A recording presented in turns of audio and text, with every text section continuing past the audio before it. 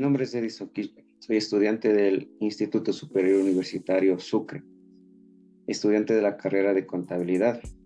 El día de hoy hablaremos sobre el análisis de riesgo y la materialidad, que está dirigido a la materia de titulación.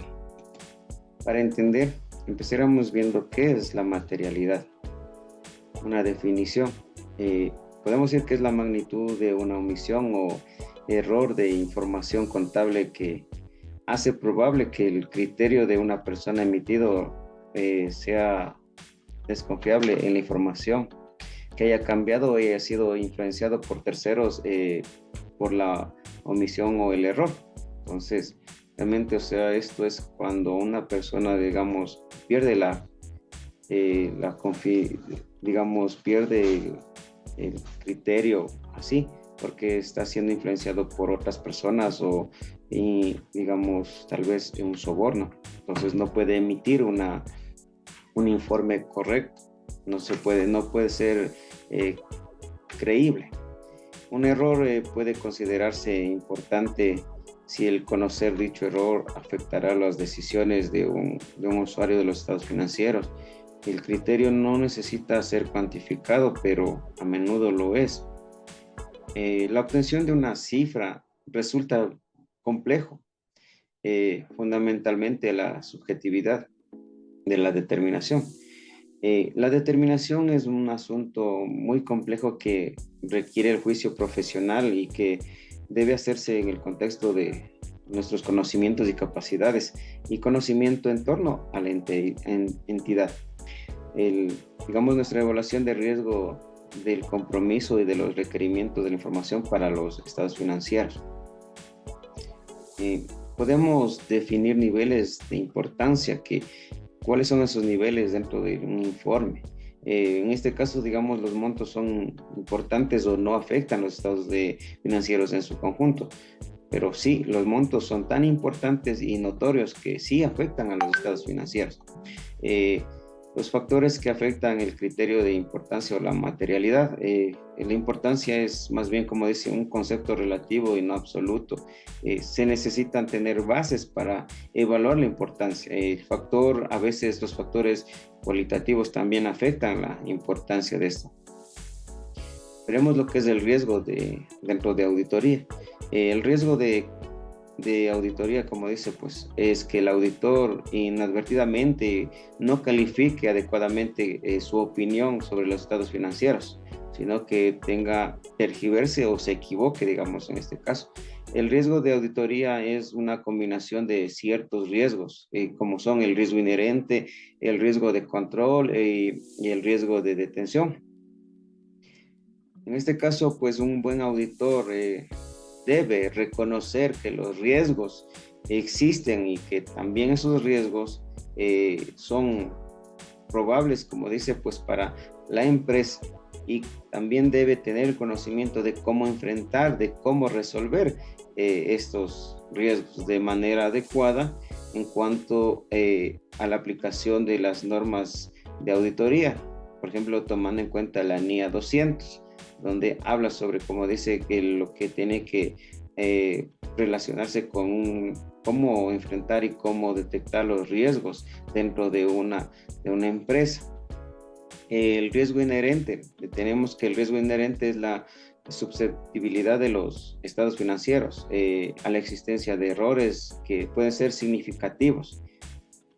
Antes de considerar la efectividad de los sistemas de control, pues este riesgo inherente está totalmente afuera del control por parte del auditor.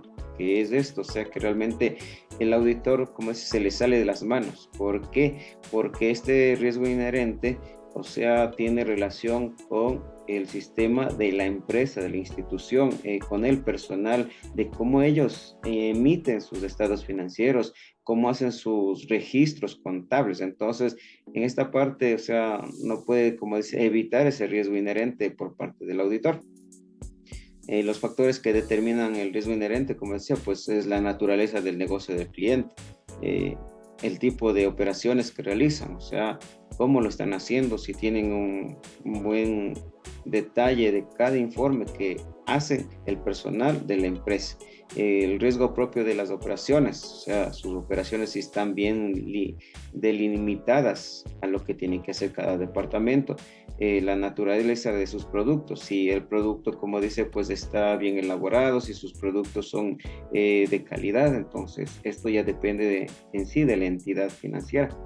La situación económica financiera del cliente, o sea, si la empresa cuenta con los fondos necesarios para seguir, como dice, pues este negocio, la organización gerencial y sus recursos humanos, cómo está detallada, pues estructurada el personal dentro de la empresa, si tienen una buena relación, si sus departamentos tienen comunicación entre sí para proceder a dar información.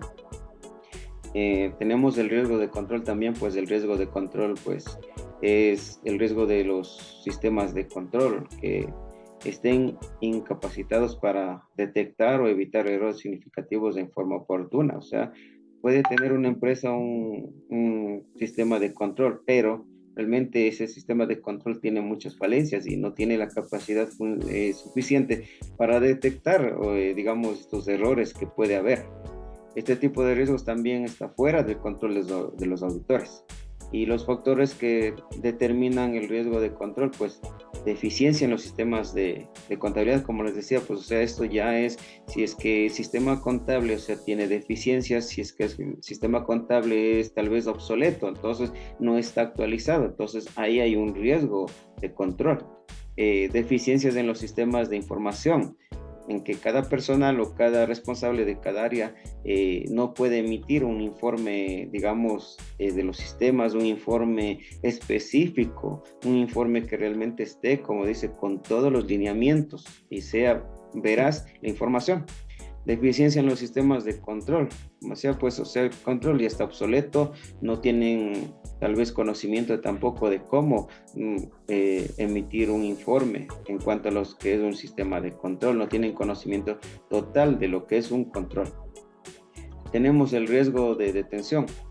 El riesgo de detención es el riesgo de los procedimientos de auditoría seleccionados, no se detecten errores existentes en los estados financieros. Y como decía, pues a diferencia de todos los riesgos anteriores, ahora sí podemos decir que este riesgo totalmente es controlable por el auditor, por la labor de un auditor, y depende exclusivamente de la forma en que se diseña y se lleva a cabo los procedimientos de auditoría. Este sí puede, como dice, controlar el auditor. Y estos factores que determinan el riesgo de detención es, por ejemplo, puede haber ineficiencia de un procedimiento de auditoría por parte del auditor, una mala manipulación de un procedimiento que no está bien detallado, que tal vez el auditor carece de conocimientos de este tema. Problemas en la definición del alcance y oportunidad de los procedimientos. Entonces, esto sí tiene, como dice, pues totalmente control el auditor. O sea, y todo esto es a veces si tal vez a un auditor no tiene el conocimiento suficiente o no está capacitado para hacer una auditoría en cuanto al tema de los estados financieros. Entonces, esto sería un riesgo de detención. La evaluación del nivel de riesgo es un proceso totalmente subjetivo y también depende exclusivamente del criterio, la capacidad, la experiencia del auditor. Por lo tanto, o sea, debe ser un proceso muy cuidadoso y debe realizarse por quienes posean esa capacidad, una experiencia y que tengan, como dice, pues capacidad de trabajar con un equipo. Entonces, dentro de esto, el nivel de riesgos de auditoría también suele medirse en distintos grados posibles, como son, por ejemplo, el mínimo, el bajo, el medio, el alto. Entonces, todos estos riesgos, o sea, podemos decir que el riesgo alto, por ejemplo, en un contexto de inestabilidad económica, o sea, podría existir un alto riesgo de pérdida, de financiación o conflictos laborales que puede tener la empresa.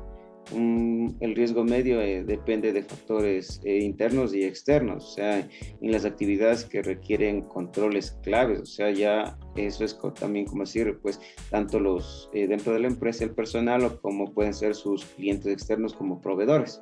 El riesgo bajo, en la mayoría de los casos, pues, los riesgos normales o los que están expuestos el día a día de la empresa. Esto es lo que cada día, por ejemplo, no podemos decir mañana voy a tener una venta mínima o mañana va a ser una venta excelente. O sea, son casos que el día a día se van presentando de acuerdo al giro del negocio. Y la identificación de los riesgos, así como su clasificación en niveles y el establecimiento de las medidas de control, pues son preventivas, detectivas, correctivas, también forman parte de la gestión integral de los riesgos de la organización. Muchas gracias.